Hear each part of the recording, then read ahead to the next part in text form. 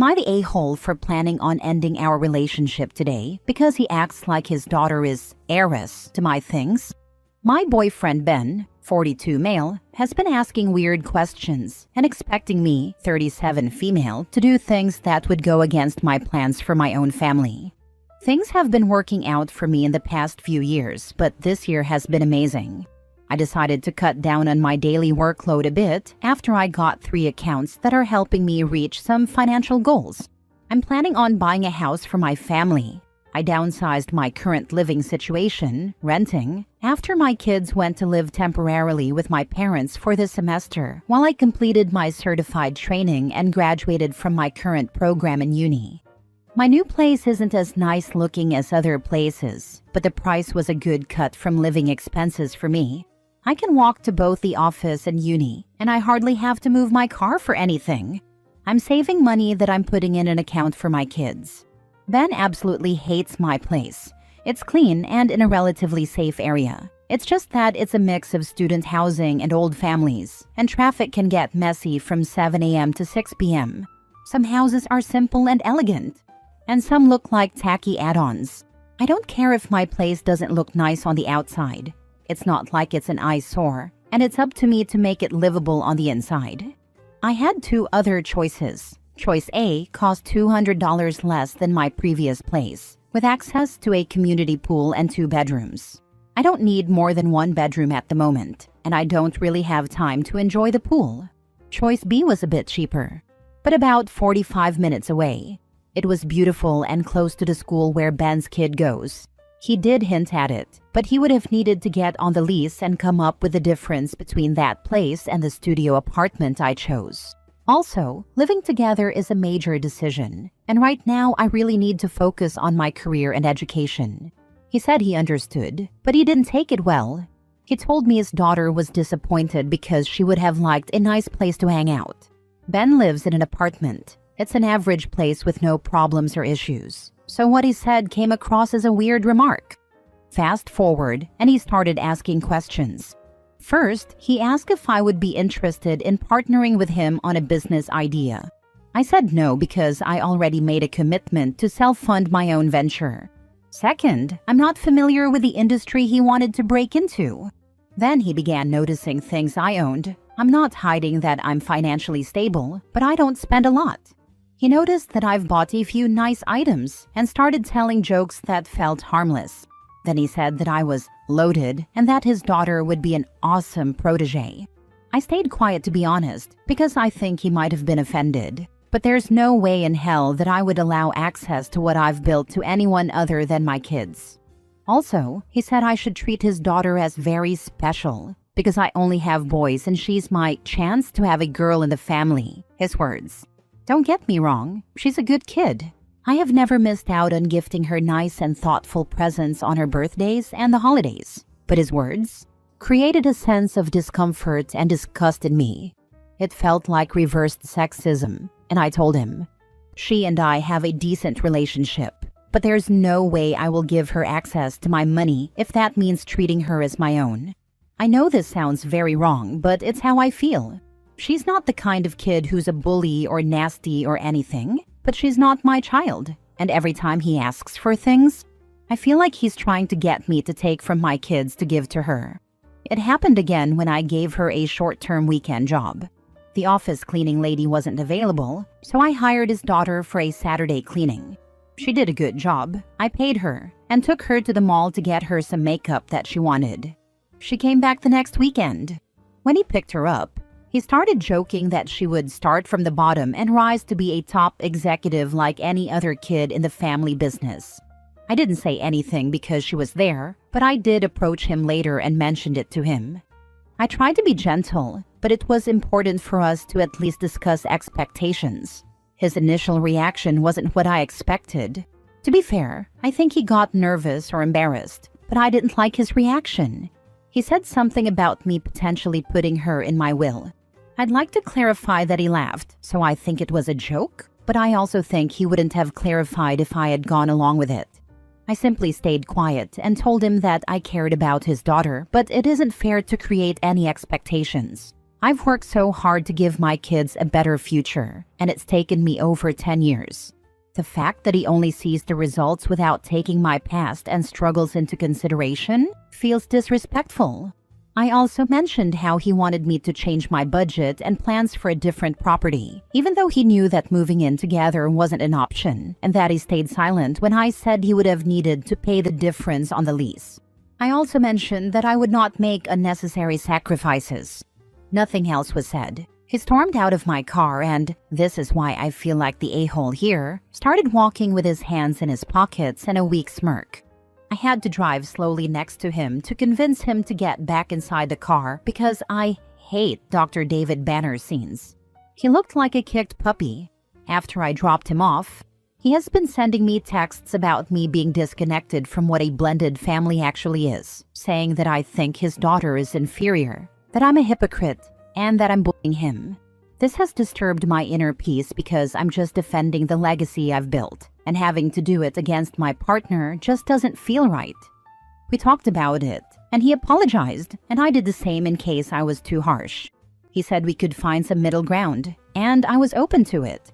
But when he talked about helping him create a business for his daughter, I began to get angry, because again, it would be sweat equity for me. I declined, because I've done all the sweating I had to, but it was for me, and what he's asking just isn't fair. It's a responsibility, and I truly like to do things appropriately.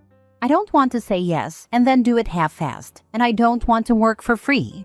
I also don't want to mix business and pleasure, because it's my network and my contacts. And again, it could go very well, or it could be a crap show, and I don't want that. I'm also concerned that he will ramp up and keep asking and asking for things. He said that if I don't help, he will feel like we will never build anything together. I said he needed to hire a consultant, but he stayed quiet. So I told him that he shouldn't place the responsibility for his present situation on me. He said that I'm probably blinded by my success, but that one day I'll wake up single and lonely. I asked if he was threatening to leave me, and he said I'm not acting like a helpful partner. I asked for a break, and he freaked out. I'm just trying to keep my mental health in check because his constant asking and jokes have made me anxious. Also, I'm very angry and thinking that he just wants a handout. I texted him this morning asking to talk. I want to break up. He said he hopes I'm not planning on dumping him because it would mean that I just tricked him into a break. He posted something about his own mental health today. Am I the a-hole for deciding to end things? We haven't talked yet, but that's my intention. I don't see his kid as inferior at all. I just want to keep my money out of it. Now for the top comments. Not the a-hole. I'm not saying he's a gold digger, but if the shoe fits, I'll say it. Dude is a gold digger. And OP should dip out now. For real, he isn't just a little bit. He's a lot. OP, this guy thinks highly of you, but he wants you to take care of him and his daughter without contributing himself. I commend you for figuring things out and sticking to your guns. I don't think he's right for you. Level up. I feel like he's trying to get me to take from my kids to give to her. Not the a-hole. It's not a feeling. It's a fact. What did he plan to give to your children? Nothing. Oh, how surprising. This man has nothing and does not want to work. He wants to take what you've built because it's easier and less effort for him. Maybe there's context that hasn't been included, but I don't see what he's willing to put into his daughter's future. He's upset when a reasonable suggestion of him hiring a consultant gets suggested. It really gives me the ick. It's very easy to sit on the sidelines, like me, and have someone else make all the effort. I hope OP gives a long, hard think about this guy. He's tried to play on a fear most people have of being alone forever to get what he wants. There are many less slimy fish in the sea. Edit. To the judgmental people calling me names for letting my kids live with my parents for this semester only, please enlighten me. Would it be a great option to reject a good opportunity and finish my education to gain your approval? Right, because not doing my best to give them a good financial start in life is a better option. Also, where did you get that I'm an absent mother? Did I say that I don't see them or spend time with them? To those who offer advice, thank you. To those who disagree but definitely jump to, mothers should not do what they can to secure their kids' financial future and stay poor but at home? Thanks. Next story. Am I the a-hole for leaving my date alone and drunk in a bar? I, 25 male, matched with a woman, 25 female, and we made plans to meet for food and drinks. We agreed to Uber to the restaurant around 6:30. When I arrived, she was already at the bar drinking. We then got a table. About an hour in, she seemed a little drunk, but I didn't mind. We were having fun. However, she didn't seem interested in eating. Finally, I just ordered a few appetizers because I was starving. When the food came, she ate about 3 bites. I suggested she order something else, but she told me she doesn't get hungry when she's drinking. She was drinking quite a lot, and eventually, I noticed a slight slur in her speech, so I decided it was time to call it a night. I paid the check and offered to share an Uber with her and drop her off on the way. She asked me if we could go across the street to another bar for one more drink. I agreed because I did feel a connection with her, but I made it clear that I really had to go home soon because I have work early in the morning. She agreed that we would go home after one more. We got to the bar, and she ordered a double Jack and Coke, as well as a shot for each of us. After we took the shot and finished one drink each, I told her I was calling the Uber and once again offered her a ride. She tried to get me to stay for another, but I politely declined and told her I'd like to see her again another time. I meant it. This is when things went bad. I guess that last drink and shot really did her in because she was starting to get loud and obnoxious. I tried multiple times to nicely tell her we should leave, but she kept flirtatiously saying things like, "Are you trying to take advantage of me? I'm not that kind of girl." I even offered to order her own Uber home, separate from mine, but she told me she wasn't ready to go home yet. She then told me that if I stayed for one more, she'd come back to my place with me. I said no, thank you. I asked if there was anyone I could call to pick her up, but she said no. When my Uber arrived, I offered one more time to take her home, and she still refused. But this time she seemed angry and told me to stop telling her what to do. She also called me a pussy. People were starting to stare. The last thing I wanted was to make a scene. Finally, I just walked out and left her there. By this time, it was 11 p.m., which is a little late for me because I wake up at 5 for work. She was blowing up my phone for over an hour and cursing me out for leaving. I ended up blocking her and going to sleep. The next day, I woke up to 9 messages from her on Facebook Messenger. She had found my profile and called me every name in the book because I abandoned her at a bar. I ignored the name calling and asked if she got home okay. She hasn't responded. I'm struggling a little because normally, I'd never do this to a woman. I have 2 sisters, and I'd hate for a guy to just leave them alone if they were that drunk. But at the same time, I don't think it's my responsibility to force her to leave. I tried multiple times, and she refused. Am I the a-hole? If this ever happens again, be sure you notify the bartender or bouncer so they can make sure some a-hole doesn't steer her out while she is drunk. They can intervene to make sure she leaves on her own. It's also in your best interest to tell the bar staff that you do not know her and you two just met. It's sad that you have to take these precautions, but it can be a great defense, especially if she's coherent enough to do a social media check, track you down and harass you. Not the a-hole. She is an adult and you tried multiple times to end the date and send her on her way safely. You are not responsible for her issues. To add, agree with other commenters that involving staff here would have been a good idea for her own safety. Also, dodged a bullet. Not the a-hole. She has issues she needs to take care of before starting dating. Not the a-hole. Block her on everything. She has no off switch. A couple drinks turns into many until she is plastered. You are a gentleman. You try to offer her ways home. She is a big girl. Her problem. Her loss too.